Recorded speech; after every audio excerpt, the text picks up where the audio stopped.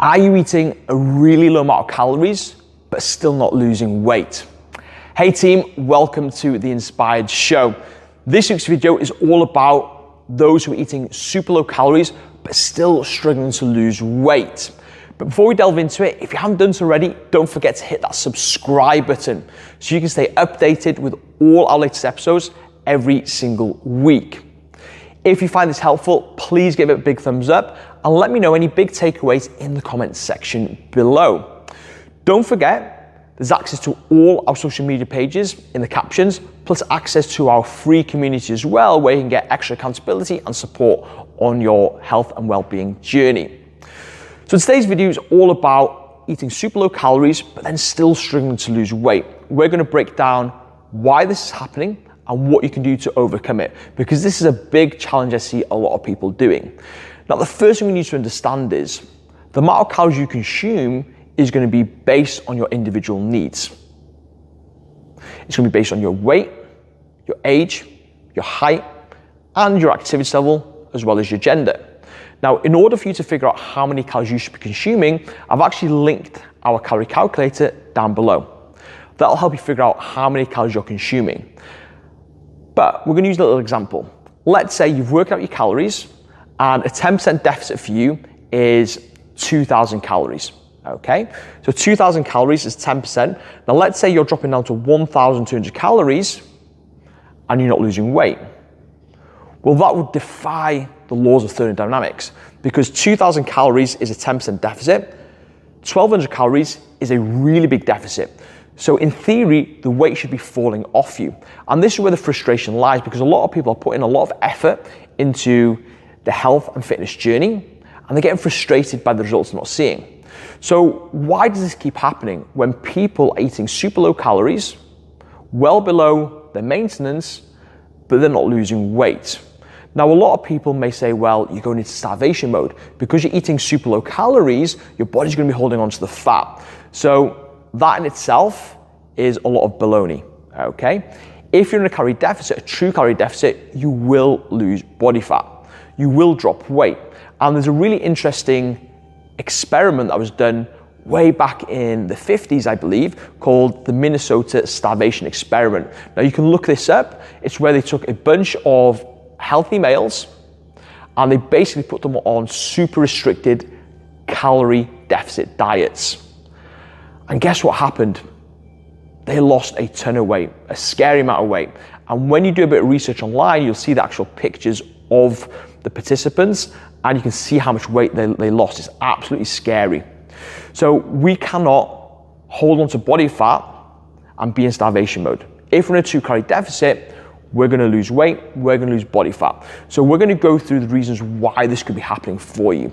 Now, the first reason is, if you are tracking your calories as a method to get into calorie deficit and you're tracking to around 1,200 calories but you're still losing weight, one thing could be that you're just not very good at tracking. You're guesstimating too much, you're not measuring your foods out properly, and you're becoming complacent. You're not looking at things like sugars and teas and coffees, your cooking oils, your condiments, the little bit of leftovers off the children's plates. Like, all these things can add up. Okay, and they can add up really, really fast over the course of the day and over the course of the week.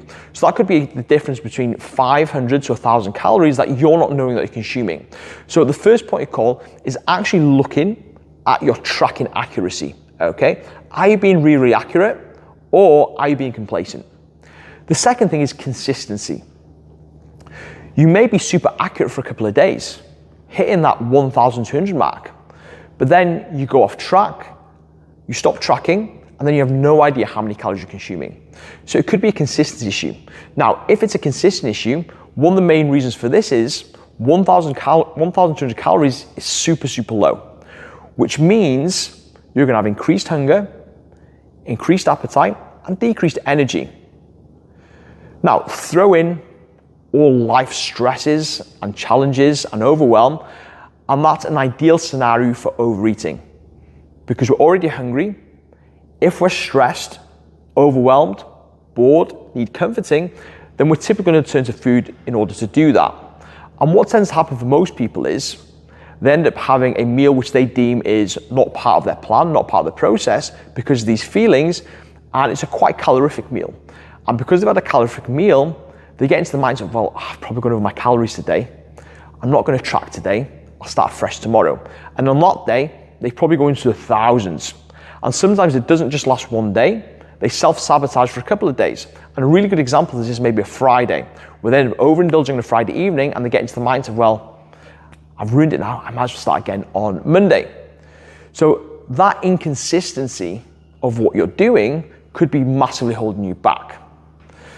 The third thing that could be holding you back, and this is going to be for a very small minority of people, is that 1,200 calories may not actually be your deficit. Now, this would be applicable to people that are very light to begin with, very short to begin with, and have very low energy expenditure. So they're not moving much on a day-by-day basis, they're not doing much activity, they're not doing much exercise, so their calories will need to be quite low. However, in order to counterbalance that, instead of ramming the calories down even further, I would recommend focusing on your daily movement, increasing the amount of steps you're doing, maybe looking to do more activity, rather than trying to take the food down even lower.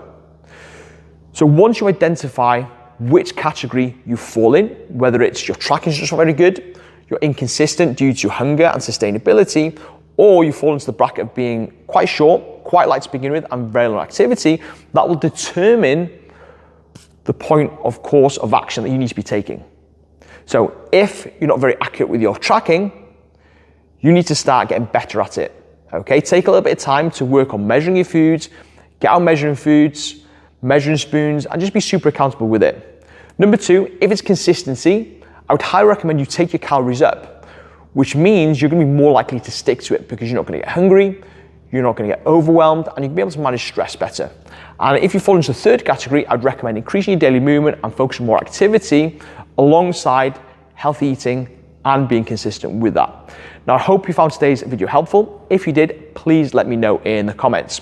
Now, just a little reminder, at the end of this month, the end of August, we're launching a brand new community with the aim of helping as many people as possible become happier, healthier, and the best version of themselves for less than a coffee a day.